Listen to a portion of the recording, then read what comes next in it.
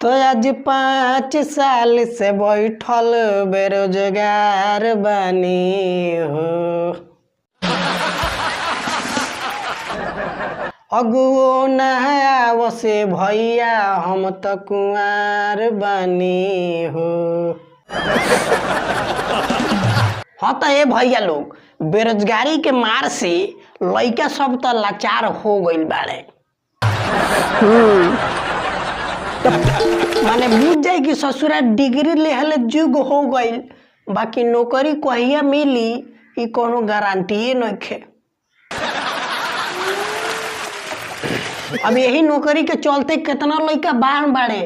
माने समझ जाए कि जबले नौकरी नइखे मिलत तले छोकरी कहाँ मिलत तारी सन।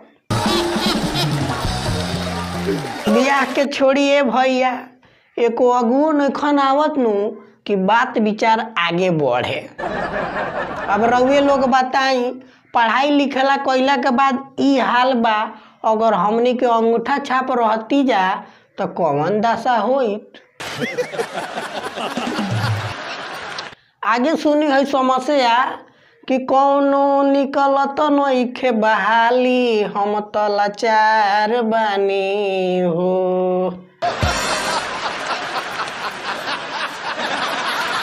नौकरी के चलते भैया भइल सियार बानी हो। हाँ तो ये भैया लोग अपना देश में रोज रैली के ऊपर रैली निकलता, बाकी नौकरी के बहाली कहाँ निकलता।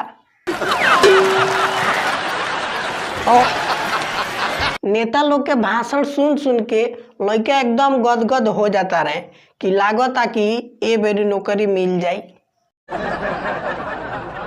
बाकी का कही, जैसे नेताजी के वो भाषण खत्म होता है नौकरी वाला ऑफर खत्म हो जाता।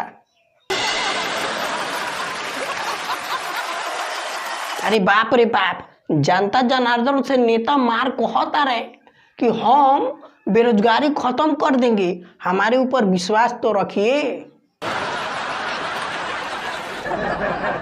तो ये भैया लोग ऐसे सरकार रही नु तो बेरोजगारी तो ना खत्म हुई, बाकी बेरोजगार लोग जरूर खत्म हो जाए।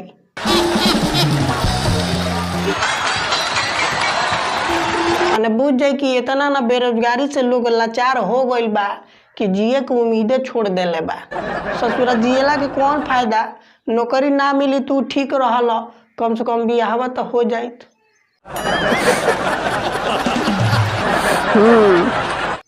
बाकी का कही, आजकल जे बाबू सरकारी नौकरी वाला दूल्हा खोजता।